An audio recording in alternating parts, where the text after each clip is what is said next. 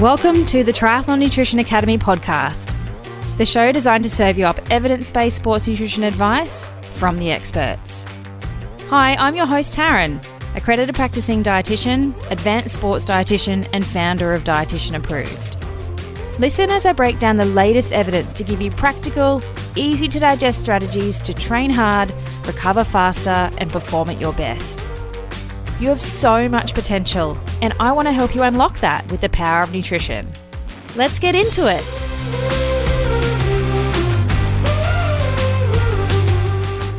Welcome to this episode of the Triathlon Nutrition Academy podcast. How good is it that the world is starting to open up and we can get back racing again? I know it's been so hard for a lot of Ironman athletes who have had their race postponed or cancelled, and it feels like you've been in a training build forever. So one of the really common things I see with clients in clinic, or one of the questions I get asked all the time from Ironman athletes, is how to lose weight while still maintaining their energy levels through Ironman training build. And I guess that's been made incredibly difficult lately when the Ironman build has potentially been twice as long as it should have been with postponements and things. So I wanted to talk you through some of my top tips for managing that today, because I think everyone wants to lean up, right? Everyone wants to be in the peak physical condition they can for their race. I guess Ironman is particularly important for that because you've got to carry your weight across the distance all day. And we always talk about power to weight. You want to be nice and light and fast. But I think it's also important to recognize that you need to still be strong. And as an advanced sports dietitian with more than 13 years in private practice, seeing this firsthand, I think it's a really delicate balance between being light or lean, but still having strength. Because the message shouldn't be just get skinny. And I think, maybe 10 years ago with athletes, the message was get as skinny as possible, be as light as possible, because that helps with power to weight. But we know more now, and I think it's really important to still have strength at that weight too. So as a really good example, go and have a look at Flora Duffy. Have a look at her photos. Photos from her from maybe pre-2014. Have a look at that and the change that she went through up to sort of 2018, 2019. In that time, she's put on a whole heap of muscle. And when she did that, she started winning. She was nice and lean, but she was still strong. And I think that's important. So I just want to preface this episode with that, is that my message is not just get skinny. We want to have a nice balance between being a bit leaner potentially for some of us, but still having that strength too. So here are my top 7 tips to drop body fat while still maintaining your energy levels and, I guess, performance through an Ironman training build. So number 1 is to eat strategically. And I bang on about this all the time, but you shouldn't eat the same thing each day. Your nutrition, day to day, really should match your training load. So you should have some strategy around what a rest day, not that we have rest days as triathletes, but what a lighter training day might look like with nutrition compared to a long weekend session or big long brick, particularly Ironmans as you're getting into the 4-5 hour rides with run off. Those days with your nutrition should look completely different.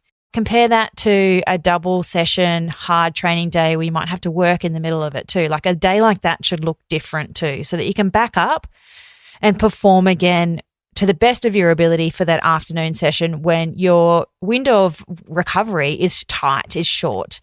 So I talk about this all the time and I'm going to keep banging on about it, but it's a periodized approach where you really shouldn't eat the same thing. And I see that really commonly with clients in practice is they come and see me with their food diary and they have exact same meals and snacks right across the week, particularly for the 5 days where you might have work structure. And then sometimes the weekends can be a bit of a free-for-all, and that's the body trying to play catch-up or just losing your routine. But the first thing I will do with somebody is shake up their nutrition to make sure that their nutrition matches training load. Otherwise, you run the risk of getting sick, getting injured and broken, and, potentially not even making it to the start line at the end of this whole build anyway if you get injured. So it's really important that that happens and you do build with your training build too, okay? So you shouldn't be eating the same sorts of things in an off season and a training season. But also as your training load builds, your nutrition needs to build too. And what I see people really doing is just trying to constantly scale back, particularly females. I'm sorry, girls. We're always trying to strive to eat less. And, sometimes you can actually drop body fat by eating more.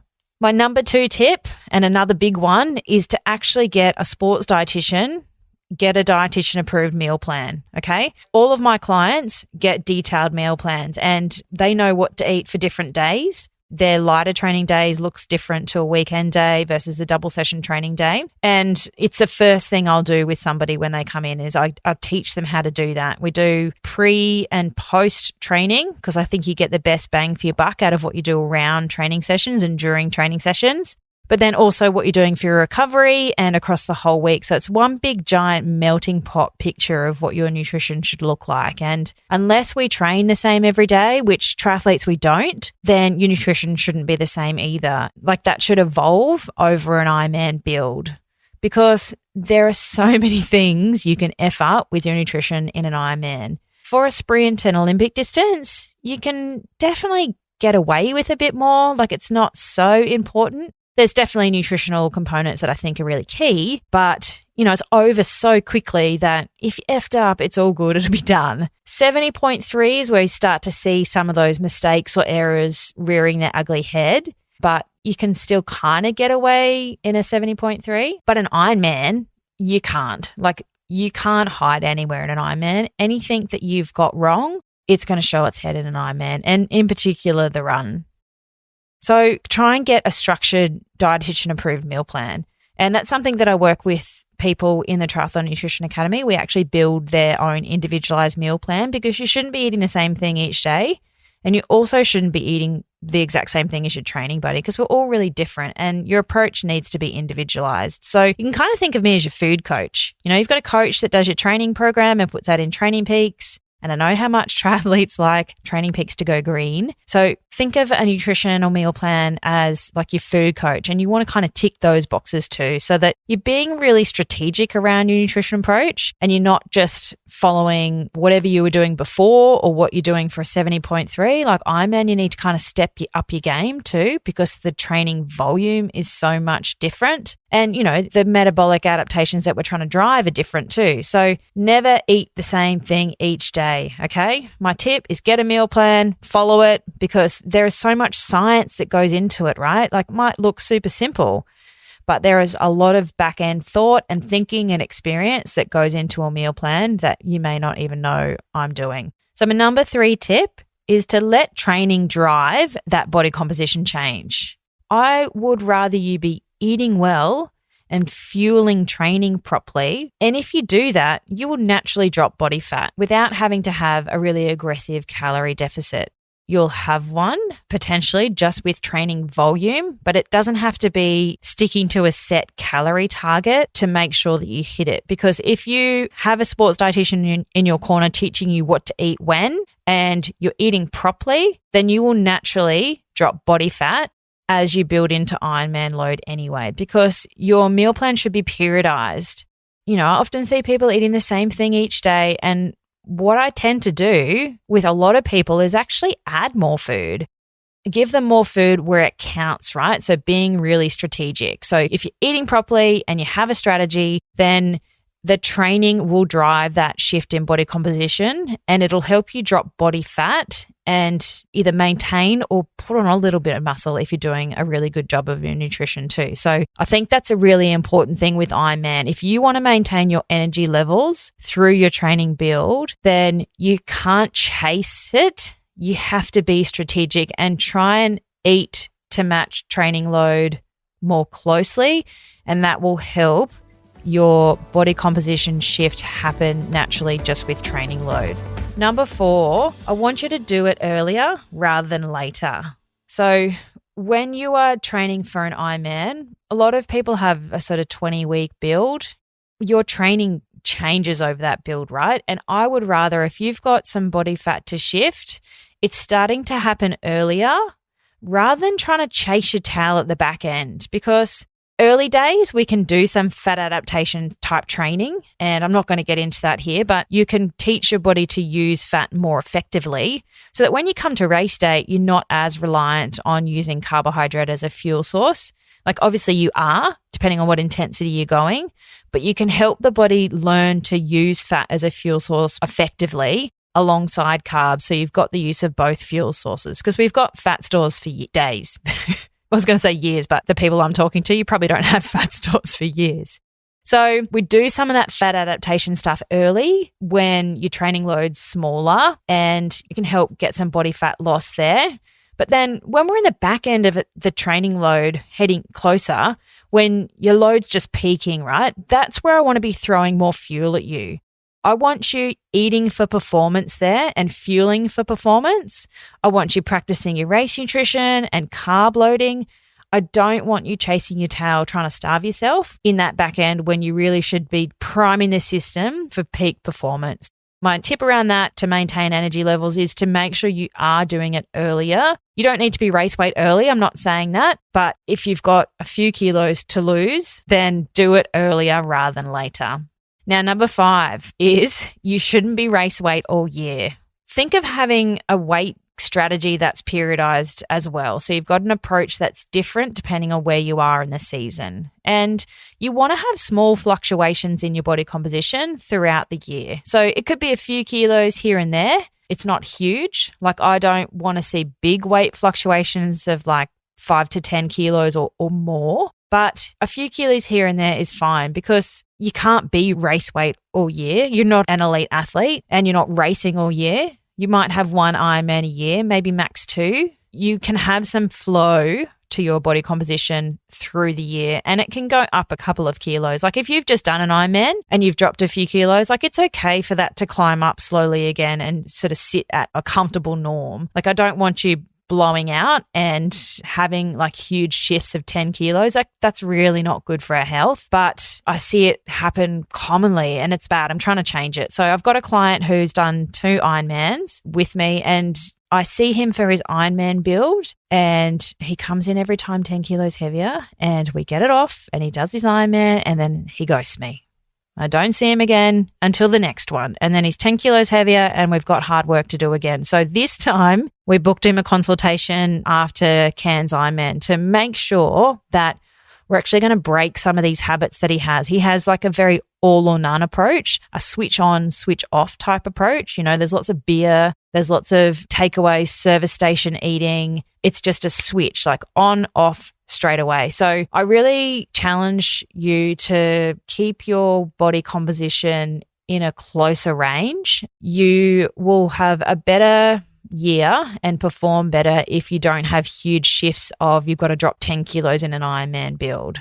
Okay. And part of that might be just some of your day-to-day habits and getting those in check so that you don't have a big all or none approach and trying to maintain a bit closer to race weight, but you don't need to be race weight all year. Another point I want to talk on quickly there is that race weight can evolve over time. You don't have to constantly strive for the same number. Like say my clients, if I do their skim folds, they lean up a bit for their first race. And I've seen people for years, like one of my clients I've seen for maybe 6 years, their skim folds over time, they get leaner, but their weight doesn't always get as low. And that's because they've put on muscle over that time. So they get leaner, but their weight is heavier. And that's a result of eating properly over a long period of time. Having more muscle mass is good because our muscles are metabolically active tissue, right? Our resting metabolic rate is going to be higher at rest the more muscle we've got on. So you shouldn't be race weight all year.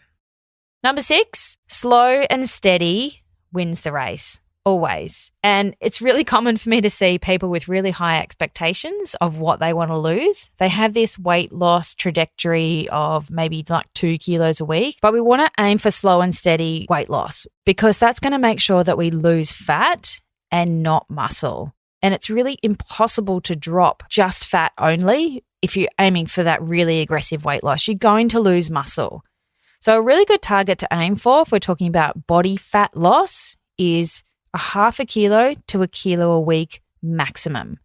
And that's also going to help you maintain your energy levels through Ironman build is if you're not trying to lose a whole heap of weight quickly too, because to lose weight, you need a calorie deficit, whether that comes from food or it comes from training. To lose body fat, you need a deficit. And we want to try and maintain energy levels by fueling training with a little deficit driven by the training volume rather than necessarily food calories, or being, strategic around the food calories so there's a tiny deficit.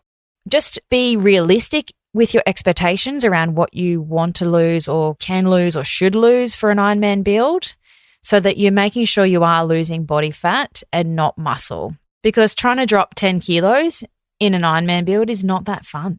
Like, you just fall into a hole in the back end. When you really should be fueling for performance, you are in a heap. And that should be a red flag enough that you need to do a better job next time of maintaining your weight in your off season. I see a lot of Ironman athletes actually use Ironman training to drop weight.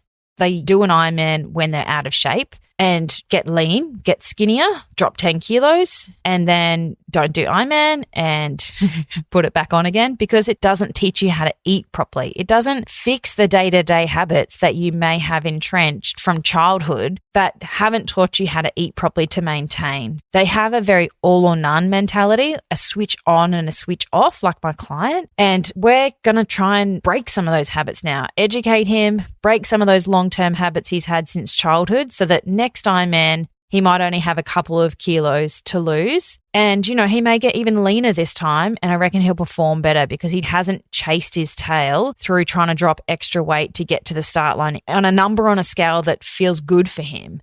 Have a think about if you have that all or none approach. And I'd challenge you to try and have a bit more stability through your off season so that you're not having to work so hard to drop a heap of body fat to race an Ironman. Like, try and break some of those habits. Come and join us in the Triathlon Nutrition Academy. I'll teach you how to do it so that, you're not working so hard next one to get to the start line in a race or fit into a tri suit that's of a certain size because you can't fit it in your off season. And my final tip, number 7, is to actually track those changes with something like skim folds, not the scales. The scales are the crappiest measure of body composition change ever. They are affected by so many different things. And if somebody weighs himself every day, they will see those fluctuations day to day. It can go up by a couple of 100 grams to like a kilo on a daily basis. And that's because you have changes with your hydration status, whether you're hydrated or dehydrated. You also have, as an active person, glycogen fluctuations. So what fuel is actually stored in your muscle, that's going to go up and go down depending on what you've eaten and what training you've been doing. You've also got the contents of your bowel, like what food is in your gastrointestinal tract, how much fiber is still in your bowel, and whether that's there still or not. That affects your weight as well. And I guess females, we have hormones that create shifts in our weight on the scales across the month as well, whether it's like fluid retention or glycogen storage or whatever's going on. Our weight can fluctuate with a monthly cycle across the month anyway. So it can be really disheartening if you stand on the scales after thinking you've done a great job of your nutrition, you've been training hard, and the number's the same. Like, it's just crap. So I don't like using the scales for that reason, males and females, because it doesn't really show you what's going on. I've had quite a number of female athletes who will put in a good effort with their nutrition. They follow their meal plan and we weigh them and they're the exact same weight. But you do skim folds and they've dropped 5 or 10 mils on their skim folds. So they've dropped body fat, but it's not actually picked up in the scales. So stop weighing yourself as a measure of your body composition change because it's not really that accurate at what's going on.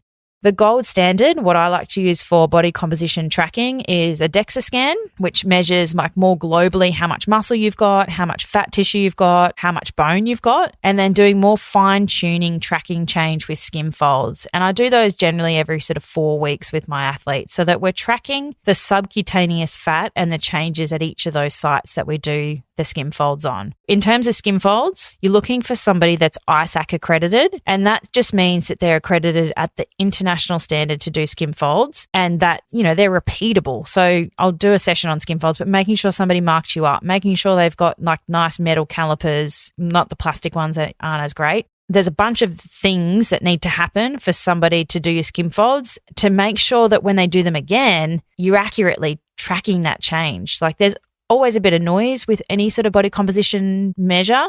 but making sure that your anthropometrist is accredited and they're keeping up their CPD. There's heaps of profiles you need to do with keeping up your accreditation to be an anthropometrist. It's crazy. You know, I've done thousands of skin folds. So I'm pretty confident that when I do your skin folds in 4 weeks later, I can tell if it's a true change or not.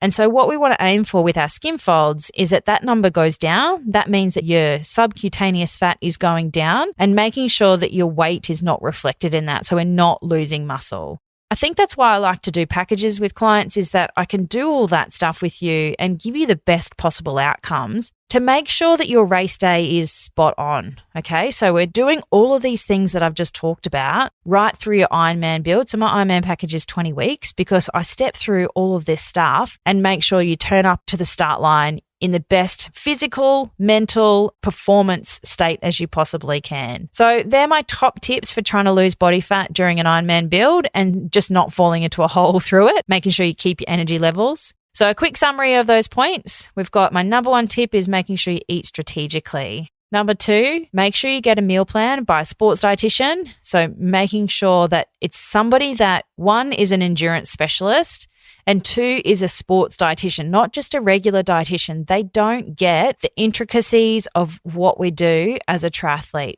Number 3, let training drive that change in body composition rather than you trying to chase it. And, you know, a proper meal plan will help that to happen without you having to aggressively chase that shift in body comp. Do it earlier rather than later so that you're not chasing your tail in that back end of peak performing type training sessions where you should be doing race nutrition practice and throwing heaps of fuel at the engine. You shouldn't be race weight all year, and slow and steady wins the race, okay? We're not aiming for really quick, aggressive weight drops. We want to slowly chip away at it. And I guess then also making sure you track those changes with something like skin folds, maybe a DEXA depending on where you are and what you've got access to, but definitely not the scales. Like even for some of my athletes who are on the phone, who don't come and see me in clinic, we don't use scales. We use things like a certain pair of pants or tri-suit or belt buckles. Like most people have an understanding of where they are feeling good. So that's my top tips for trying to lose body fat during an Ironman build and not falling into a hole, maintaining your energy and smashing it come race day. Thanks for joining me for this episode of the Triathlon Nutrition Academy podcast. I would love to hear from you. If you have any questions or want to share with me what you've learnt, email me at podcast@dietitianapproved.com. You could also spread the word by leaving me a review and taking a screenshot of you listening to the show. Don't forget to tag me on social media at dietitian.approved so I can give you a shout out too. If you want to learn more about what we do, head to dietitianapproved.com. And if you want to learn more about the Triathlon Nutrition Academy program, head to dietitianapproved.com/academy. Thanks for joining me, and I look forward to helping you smash it in the 4th leg. Nutrition!